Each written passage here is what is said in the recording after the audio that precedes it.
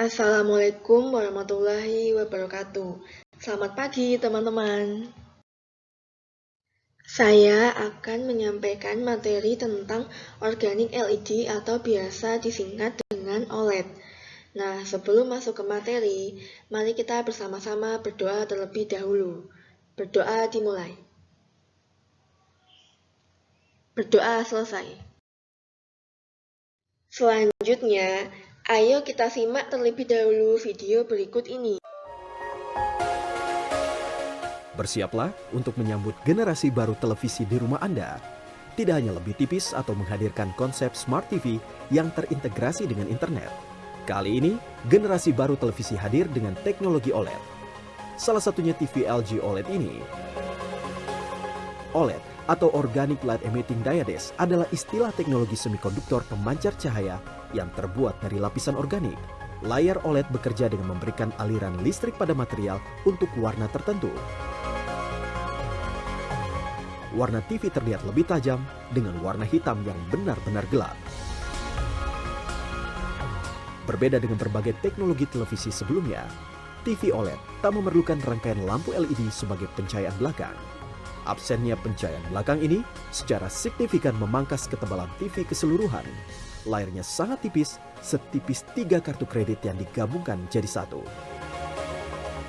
Teknologi OLED meningkatkan kemampuan TV untuk menghasilkan detail gambar dalam warna-warni lebih dramatis. Dalam pencahayaan minim pun, OLED mampu mencapai kontras rasio tinggi ketimbang panel LED. Saat menikmati TV ini, impresi pertama yang timbul adalah ketajaman warna yang begitu terasa. Cahaya lampu yang berada di dalam ruangan tidak mempengaruhi ketajaman gambar. Selain itu, kontras pada warna gelap dan warna hitam menunjukkan intensitas yang signifikan. Dibanderol sekitar 90 juta rupiah, TV ini menghadirkan pengalaman menonton televisi baru dengan ketajaman warna di atas rata-rata. Berdasarkan video sebelumnya, dapat dikatakan bahwa aplikasi OLED telah banyak digunakan di berbagai macam peralatan. Salah satu contohnya adalah pada layar televisi. OLED berkembang sangat cepat sebagai teknologi baru dengan kemampuan yang dapat menampilkan warna lengkap sehingga mampu menggantikan teknologi lain seperti LCD dan LED. Organic Light Emitting Diode atau OLED adalah sebuah semikonduktor sebagai pemancar cahaya yang terbuat dari lapisan organik. OLED digunakan dalam teknologi elektroluminesensi, yaitu pemancaran cahaya akibat dialirkannya listrik pada suatu substrat. Teknologi OLED ini terkenal fleksibel dengan ketipisannya yang mencapai kurang dari 1 mm. Teknologi OLED ditemukan pada tahun 1979. Riset di Indonesia mengenai teknologi ini dimulai pada tahun 2005. OLED diciptakan sebagai teknologi alternatif yang mampu mengungguli generasi tampilan layar sebelumnya, yaitu LCD atau Liquid Crystal Display. Struktur dasar OLED memiliki susunan seperti pada gambar 1 dengan konfigurasi seperti pada gambar 2. OLED memiliki ketebalan sebesar 100–500 nanometer, yaitu sekitar 1/200 ketebalan rambut manusia. Lapisan bahan organik untuk menyusun OLED bisa 2 atau 3 lapis. Senyawa organik yang dapat digunakan sebagai OLED harus memiliki ikatan lengkap terkonjugasi. Jika dilihat pada gambar 1, bagian-bagian OLED dari atas yang pertama adalah katoda. Elektron akan mengalir dari kutub ini ke kutub anoda. Dalam perjalanannya, elektron akan melewati 2 layer yang menjadi bagian organik dari OLED, yaitu emissive layer dan conductive layer. Kemudian ada bagian substrat untuk pendukung kerja OLED. Nah, sehingga bagian-bagian penyusun OLED terdiri dari 5 bagian. Jika dilihat dari bawah, yaitu ada bagian substrat. Itu merupakan medium sejenis plastik bening, kaca, atau foil. Biasanya digunakan sebagai tumpuan OLED. Kemudian ada anoda. Medium ini bersifat transparan. Anoda mengambil elektron ketika arus mengalir melalui perangkat. Material anoda biasanya terbuat dari indium tin oxide yang dilapiskan pada substrat kaca tipis transparan. Sifat transparan memungkinkan cahaya yang terpancar dari struktur piranti keluar secara optimal. Selain harus transparan, syarat dari material anoda ini diantaranya yaitu memiliki konduktivitas tinggi dan stabilitas termal dan kimia yang baik. Selanjutnya ada lapisan konduktif. Lapisan ini terbuat dari molekul organik yang berfungsi untuk mengangkut hol dari anoda. Salah satu polimer konduktif yang digunakan pada OLED adalah polianilin. Selanjutnya ada lapisan emisif. Lapisan ini terbuat dari molekul organik yang berbeda dengan molekul organik di lapisan konduktif, berfungsi untuk mengangkut elektron dari katoda. Di lapisan ini, cahaya akan dihasilkan. Salah satu polimer yang digunakan pada lapisan emisif adalah polifluoren. Dan yang terakhir ada katoda. Bersifat tembus pandang atau tidaknya tergantung pada jenis OLED. Katoda akan menyuntikkan elektron ketika arus mengalir melalui perangkat.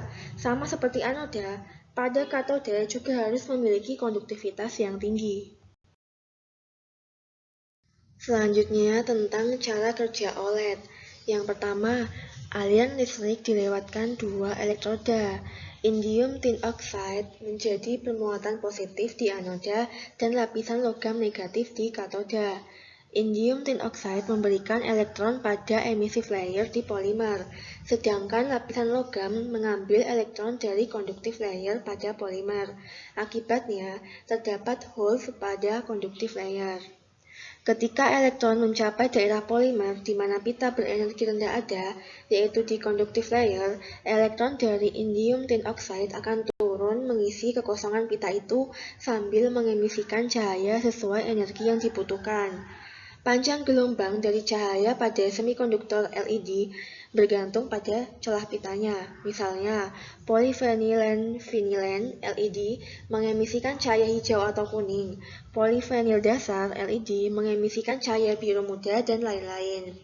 Dan pada akhirnya akan diperoleh satu jenis pancaran cahaya dengan panjang gelombang tertentu bergantung pada jenis bahan pemancar cahaya yang digunakan.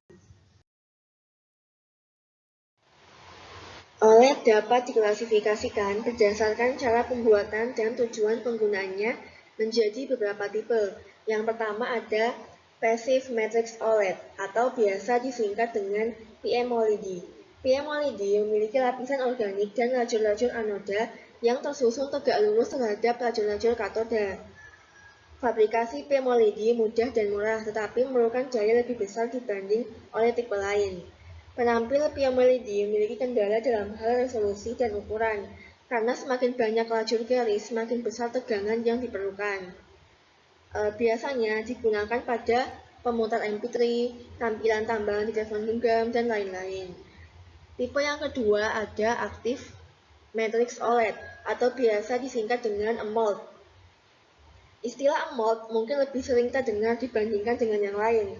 AMOLED ini menggunakan katoda, molekul organik, dan anoda dalam bentuk lapisan penuh.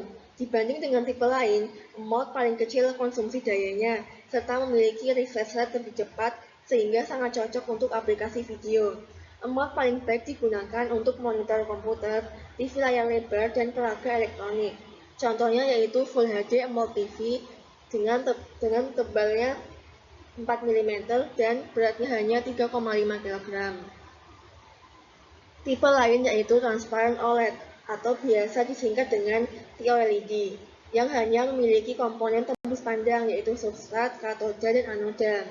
Ketika penampil TOLED dihidupkan akan memungkinkan cahaya melalui kedua arah. Jadi tipe ini itu termasuk dalam kategori aktif dan passive matrix yang tadi dijelaskan. Contoh tipe ini yaitu laptop transparent OLED. Kemudian ada top emitting OLED yang menggunakan tumpuan tidak tembus cahaya atau yang memantulkan cahaya. Top emitting OLED sangat cocok untuk aplikasi active matrix karena akan lebih mudah menggabungkan dengan landasan transistor yang tidak tembus pandang. Pabrikan memakai penampil top emitting OLED untuk smart card seperti pada gambar. Selanjutnya ada Foldable OLED atau biasa disingkat dengan FOLED memiliki tumpuan terbuat dari foil metalik atau plastik yang sangat lentur. FOLED memiliki sifat lentur, sangat ringan dan awet. Tipe ini digunakan terutama pada perangkat yang gampang pecah. Karena terbuat dari bahan yang kuat, maka akan mengurangi kemungkinan rusak sehingga banyak digunakan pada perangkat GPS, telepon seluler, dan TV layar lengkung raksasa. Contohnya itu ada foldable OLED smartphone yang ada pada Samsung Galaxy S4. Terakhir ada tipe White OLED yang memiliki kualitas lampu pijar true color dan memancarkan sinar putih yang sangat terang, lebih merata, lebih hemat energi dibandingkan dengan sinar yang dihasilkan oleh lampu fluorescence dan lampu pijar. Contohnya ada pada gambar berikut ini. Selanjutnya, tentang kelebihan dari OLED. Yang pertama, lebih cepat. Waktu tanggap OLED jauh lebih cepat dibanding penampil tipe lain. Dengan demikian, layar penampil OLED memberikan kenyamanan kepada pengguna. Yang kedua, pemakaian energi lebih efisien. Pemakaian energi pada penampil OLED lebih kecil dibanding penampil LCD dan layar penampil lain. Penampil OLED tidak memerlukan lampu latar atau backlight, dan ini merupakan kelebihan utama OLED untuk pemakaian perangkat portable. Yang ketiga, sudut pandang lebih lebar. Sudut pandang merupakan masalah besar pada penampil layar datar. Penampil OLED memiliki sudut pandang sebesar 170 derajat karena OLED memancarkan cahaya sehingga memperlebar sudut pandang. Yang keempat, lentur. Karena sifatnya lentur, maka bisa dibuat penampil yang melengkung, dan hal ini hanya dapat diperoleh dengan layar OLED. Yang kelima, awet. Kelebihan lain dari OLED dibanding layar yang ada sebelumnya adalah lebih tahan lama. Kemungkinan rusak lebih kecil dibanding penampil LCD dan penampil lainnya. Yang keenam, lebih tipis. Layar OLED lebih tipis dibanding layar LCD. Layar LCD dan layar plasma memiliki ketebalan beberapa inci, sedangkan layar OLED ketebalannya hanya beberapa milimeter, sehingga lebih ringan dan fleksibel. Kelebihan lain yaitu lebih murah dan nyaman di mata. OLED lebih nyaman dipandang karena memiliki kecerahan dan aspek warna yang lebih baik. Selain kelebihan, ada juga beberapa kekurangan dari OLED. Yang pertama, umur pakai singkat. Masalah teknis OLED yaitu masa bertahan bahan organik yang terbatas, sekitar 14.000 jam dibandingkan layar datar lain yang bisa mencapai 60.000 jam. Namun pada tahun 2007, masa bertahan OLED telah dikembangkan menjadi 198.000 jam. Yang kedua, pengaruh paparan sinar matahari. Kekurangan lain layar OLED adalah kesulitan melihat tampilan layar di bawah paparan sinar matahari langsung. Bila berada di ruangan yang terpapar sinar matahari langsung, maka lebih susah membaca tampilan layar. Yang ketiga, sangat rentan terhadap air. Layar OLED sangat rentan terhadap air. Layarnya tidak bisa bertahan meski hanya terkena tetesan air. Yang keempat, terpengaruh kelembaban. Kelembaban akan selalu mempengaruhi lapisan organik dan mengakibatkan penurunan kualitas dan kerusakan pada penampil OLED. Dan yang kelima, konsumsi daya. Untuk menampilkan gambar yang sebagian besar berwarna hitam, OLED membutuhkan daya sekitar 40% dibandingkan LCD. Secara keseluruhan, gambar akan mengkonsumsi daya 60-80% dari konsumsi daya LCD. Sementara untuk menampilkan gambar dengan latar belakang putih seperti dokumen atau website dibutuhkan daya 3 kali lebih besar. Pengembangan teknologi OLED di Indonesia tepat dengan realitas atau kenyataan yang ada, yaitu pengembangan teknologi yang disesuaikan dengan kemampuan anggaran yang terbatas dengan upaya memperoleh hasil yang optimal. Teknologi OLED sebagai layar alternatif dijadikan sebagai bentuk upaya untuk mengejar tertinggalnya teknologi yang ada agar tidak semakin jauh sehingga dapat mengurangi ketergantungan penggunaan produk teknologi dari negara industri maju. Di Indonesia, beberapa teknologi layar tampilan dengan teknologi OLED telah banyak digunakan di berbagai macam peralatan, mulai dari alat penerangan, alat konsumsi rumah tangga seperti televisi, perangkat portable seperti telepon genggam, papan ketik atau keyboard, layar komputer, sampai pada alat informasi seperti layar pengumuman yang ada di pasar swalayan, bandara, hotel, atau rumah sakit. Teknologi OLED sebagai layar dapat digunakan pada layar televisi maupun pada layar laptop. OLED sebagai lampu. Teknologi OLED dalam bentuk alat penerangan seperti lampu dan senter dapat ditemukan di kota-kota besar di Indonesia. Cahaya yang dihasilkan tidak seterang jenis lampu halogen, tetapi senter tersebut hemat energi sehingga baterai yang digunakan dapat bertahan lebih lama. OLED sebagai papan ketik. Papan ketik dengan layar OLED di permukaannya sehingga dapat menampilkan sebuah huruf atau icon yang seolah-olah tercetak di atas tombol papan ketik. Bisa dibayangkan ya betapa canggihnya. Contoh terakhir yaitu layar OLED 1,8 inci yang digunakan pada jam tangan digital. Artikel ini berjudul Organic LED Based Light Sensor for Detection of Ovarian Cancer. Penelitian ini difokuskan pada pengembangan aplikasi sensor berdasarkan LED organik untuk diagnosis kanker ovarium. Digunakan dua LED organik yaitu multi-layered OLED dan triple whole block layer OLED yang dianalisis untuk digunakan sebagai detektor cahaya dan sumber cahaya untuk mendeteksi kanker. Langkah-langkah yang dilakukan untuk mendeteksi kanker ovarium menggunakan OLED dapat dilihat pada gambar ini. Yang pertama, OLED memancarkan cahaya dengan panjang gelombang sekitar 300–400 nanometer. Sumber cahaya yang dipancarkan bertindak sebagai eksitasi untuk sampel urin. Setelah menerima cahaya dari OLED, eksitasi sampel urin berlangsung dan urin memulai emisi fluoresensi. Fluoresensi urin terdeteksi oleh OLED lain yang ditempatkan di ujung lainnya.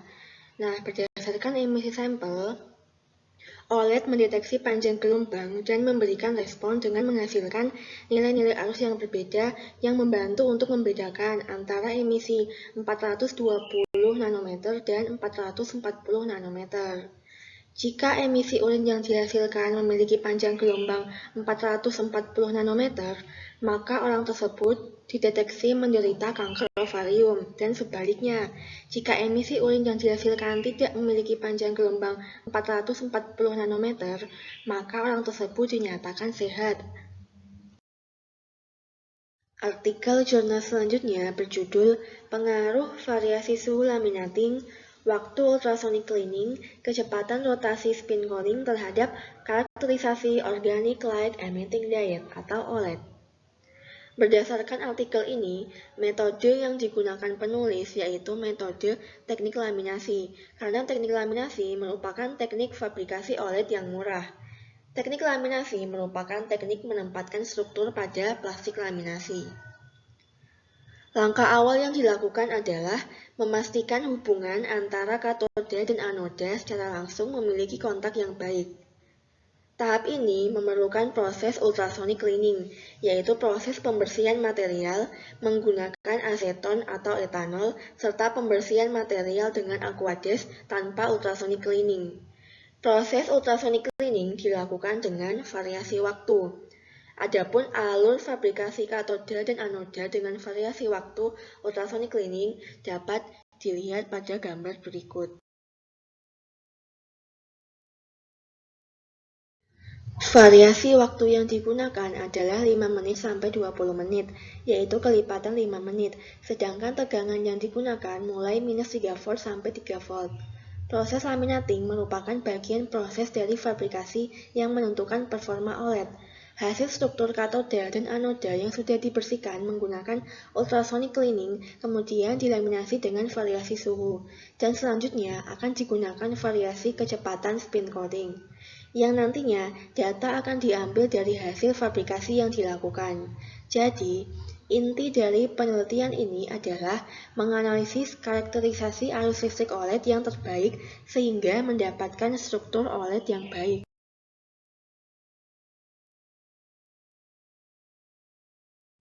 Kesimpulan dari materi OLED yaitu yang pertama, OLED atau Organic Light Emitting Diode adalah sebuah semikonduktor yang berfungsi sebagai pemancar cahaya yang terbuat dari lapisan organik.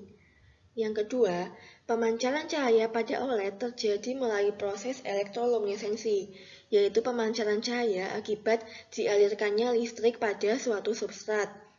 Yang ketiga, konsumsi daya listrik yang rendah dan terbuat dari bahan organik menjadikan OLED sebagai teknologi ramah lingkungan dan telah banyak diaplikasikan di seluruh dunia.